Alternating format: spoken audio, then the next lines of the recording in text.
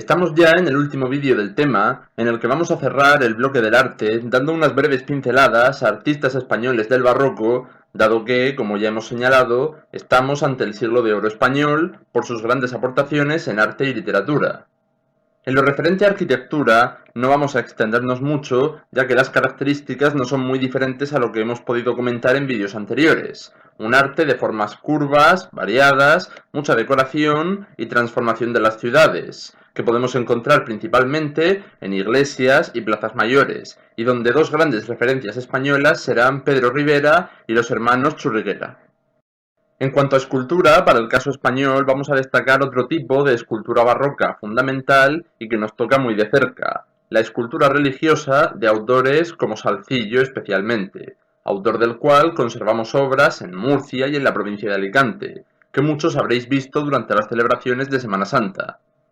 Estas esculturas, perfectamente pintadas y que reflejan con gran realismo personajes y escenas relacionadas con la pasión de Jesucristo, eran realizadas en madera que posteriormente era pintada en diversos colores, eso es lo que significa policromada, a lo que luego se harían añadidos como los ropajes, postizos para el pelo, ojos, lágrimas o gotas de sangre realizadas en vidrio y detalles por el estilo, además de la propia decoración de los pasos donde se situarían esas imágenes, en algunos casos formando conjuntos verdaderamente impresionantes.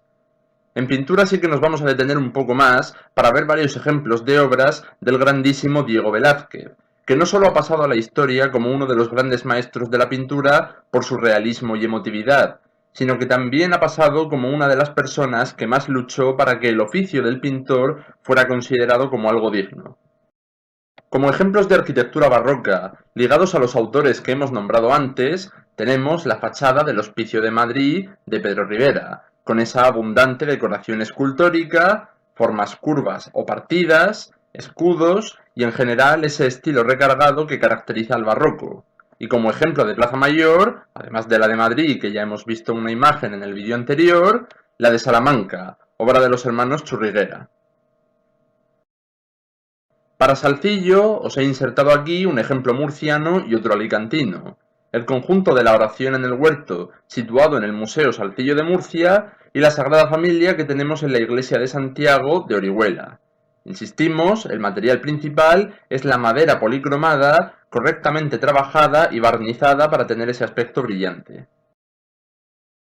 Pero vamos a detenernos, como decía, especialmente en Diego Velázquez.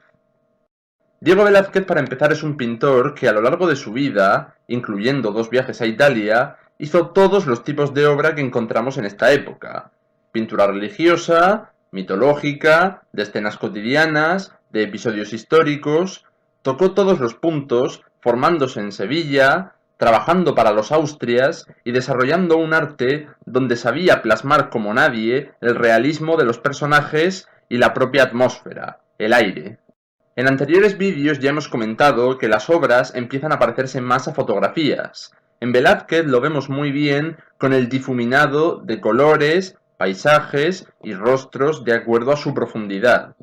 No solo es realista en lo que se refiere a los personajes, sino también a la hora de pintar el espacio entre ellos, las sombras, las distancias, los pequeños detalles.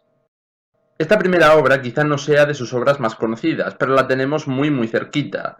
La Tentación de Santo Tomás, que está expuesta en el Museo Diocesano de Arte Sacro de Orihuela. Un ejemplo de pintura religiosa en el que Santo Tomás, una persona que se está formando como religioso, es tentado por una mujer a la que logra ahuyentar y se ve al fondo. Velázquez supo plasmar muy bien algo que podríamos llamar cuadro dentro de un cuadro.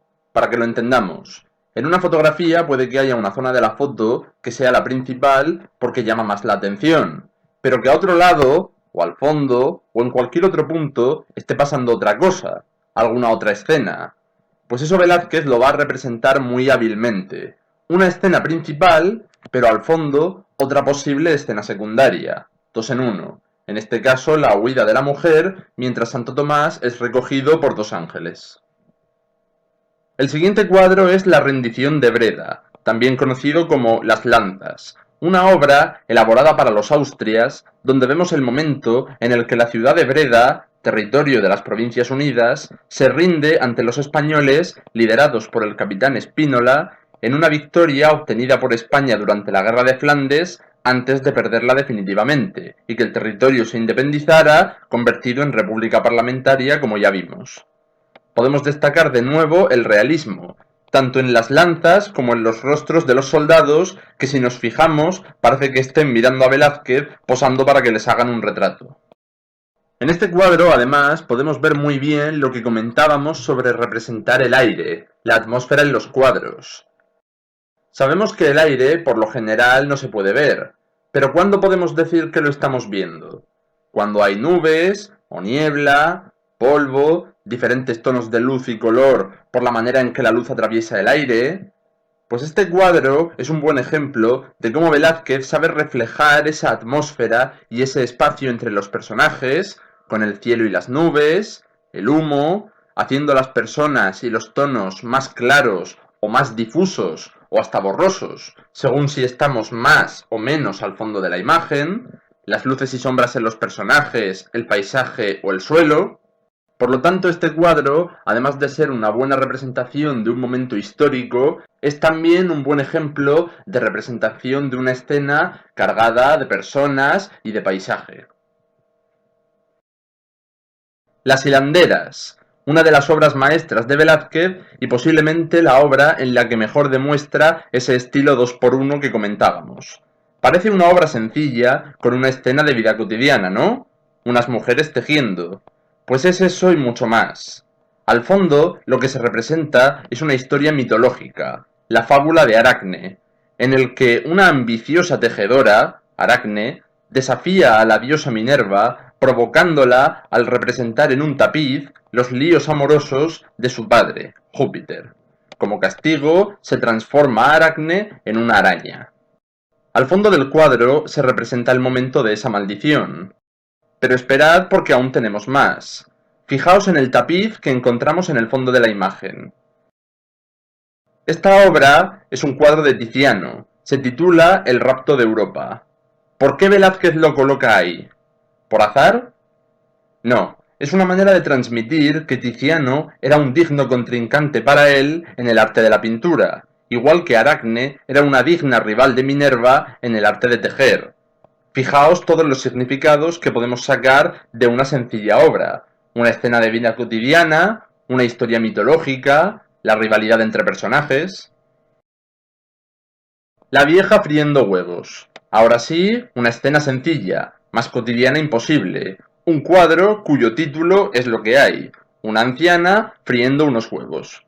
Pero pensad algo, ¿hasta ahora hemos visto muchos ancianos en los cuadros?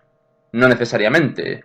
Los temas vulgares como la vejez no eran los favoritos de los pintores hasta esta época. Velázquez no tiene ningún problema en retratar a esta anciana, y fijaos también cómo los objetos del cuadro están representados con un detalle impresionante, hasta las claras de los huevos que van difuminándose mientras se fríen. Y para acabar, la obra por excelencia del artista, y una obra que representa toda una declaración de intenciones, la de proclamar al artista como alguien digno y noble. Las Meninas. Este cuadro, a priori, podría parecer una sencilla representación de la familia del rey Felipe IV, como siempre con gran detalle y realismo. Pero fijaos en el fondo, junto a la puerta. Hay un cuadro, que parece un espejo, con dos personas. Se trata de los reyes de España, Felipe IV y Mariana de Austria. Y a la izquierda del cuadro tenemos al propio Velázquez pintando un lienzo. ¿Por qué? ¿Le apetecía a Velázquez ser el autor del primer selfie de la historia? Puede ser, pero sobre todo tenemos que pensar esto. A día de hoy pensamos en estos pintores y los vemos como lo que son, artistas, genios. Pero en esta época, un pintor no era más que un alfarero, un simple artesano, por mucho que sus obras tuvieran más valor. En la sociedad, el pintor era un tipo de artesano más como el que hace un botijo en su taller. Velázquez quería acabar con esa idea y demostrar que el arte no era incompatible con la nobleza, que era un oficio digno de admiración y reconocimiento. Él quería ser reconocido como artista y como noble, poseer un título, algo bastante raro por no decir imposible para la época. Por eso Velázquez decide autorretratarse junto a los reyes, para dignificar la figura del artista, decir que el arte, la pintura, está a la altura de la nobleza y de la realeza. Velázquez vio cumplido su objetivo poco antes de morir al ser caballero de la Orden de Santiago, reconociéndose así la nobleza de su arte. Y con esto cerramos vídeo y tema.